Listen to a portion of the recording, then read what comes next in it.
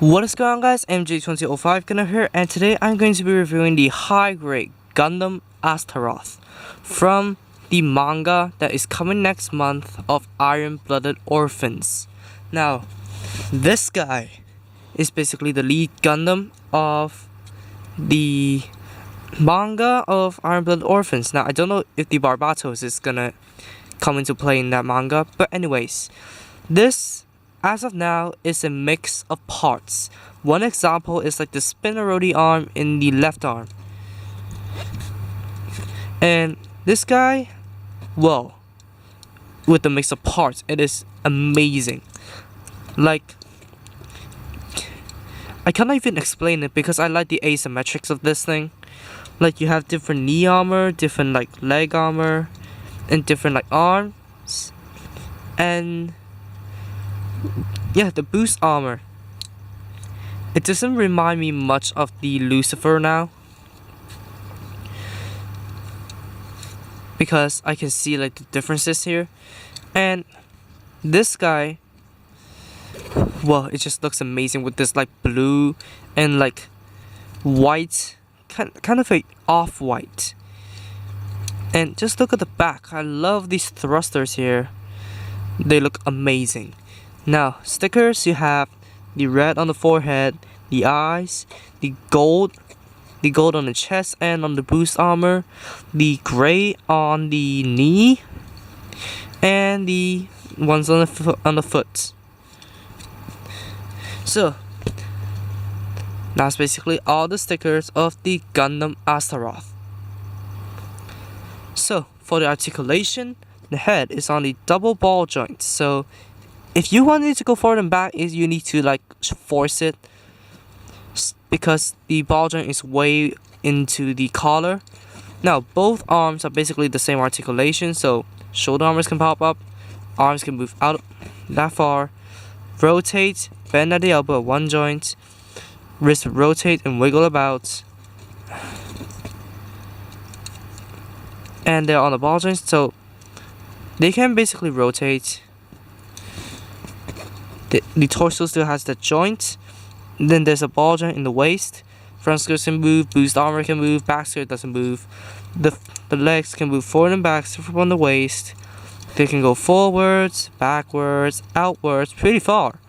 Rotate at the hip, double jointed knee.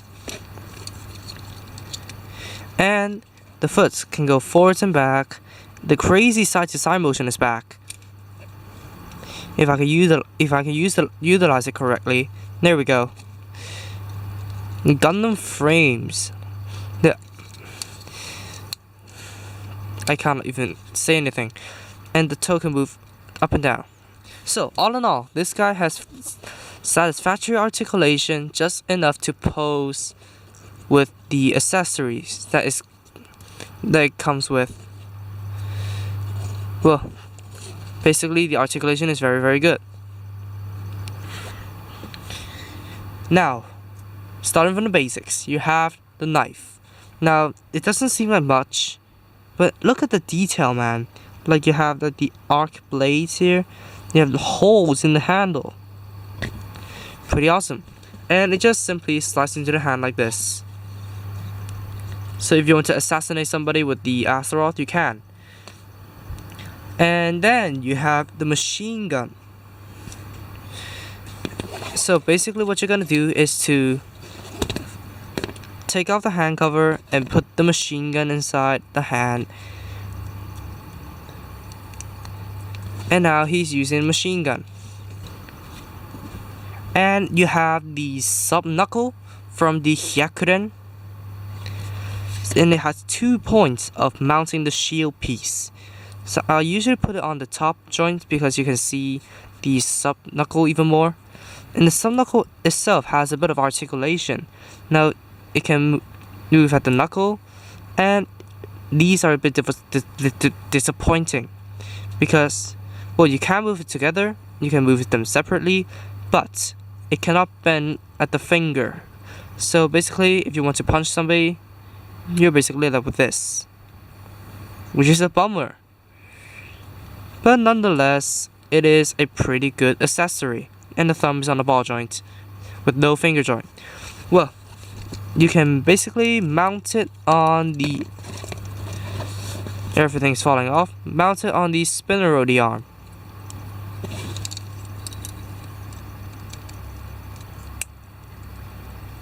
And the shield piece, at least on mine, is very loose. I don't know why. So let's just put his armor back on. And now, time for his signature weapon, the Demolition knife. It doesn't look like much right now because it is folded up. And what I'm gonna show is the storage arm. And I basically did it wrongly. So it should be stored like this. And you can rotate at the backpack, rotate up there, and rotate at the knife. So basically you can use the arms as a sub-arm, so you can chop down enemies without having the Astaroth to grab the knife himself. But let's unfold his knife and let him use it. So let me stand him properly. Well, that's good enough.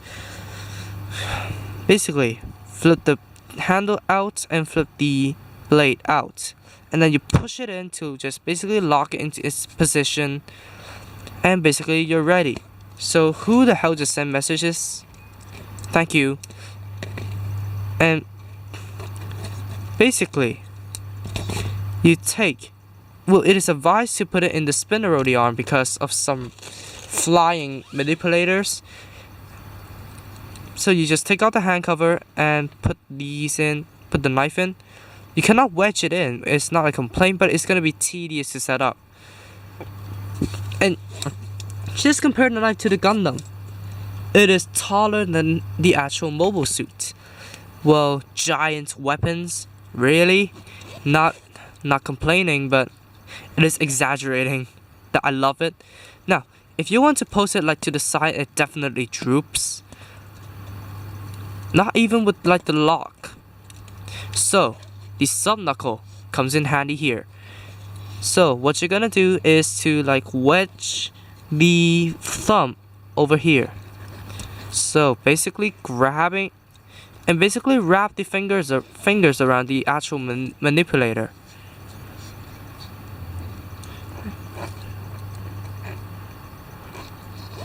So basically, yeah, I do not want to classify this as an impractical weapon. So the subknuckle can help hold the demolition knife, which is a good thing. Now if it wouldn't droop when I put the shield piece back on, I'll be happy. Yes, there is the full experience. Now one thing, it has a handle at the side, which was the cheeky thing to do. I'm laughing myself about it because I did not notice this in the prototype pictures.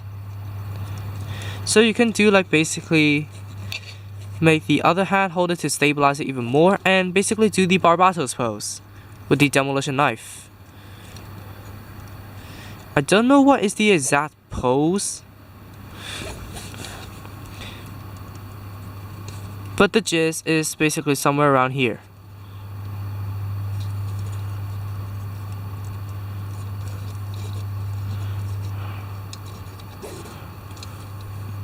Yeah, that's good enough. So, that is all the accessories for the Gundam Astaroth. Now, I need to compare it to the other 3 Gundams known to be operational after the Calamity War. So, first is the original Chimeris, which is Gungnir is like stopping me from doing anything. So here's the Chimeris. I brought these down for a reason, not the Chimeris Trooper. And the Gundam Gushin Rebake. And finally, my modified Gundam Barbatos.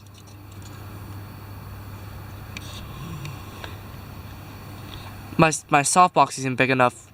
So, this is the review of the Gundam Astaroth. And in the next part, which is coming out next Tuesday, I will show you guys all the customizations that Bandai release as official photos, so stay tuned for that.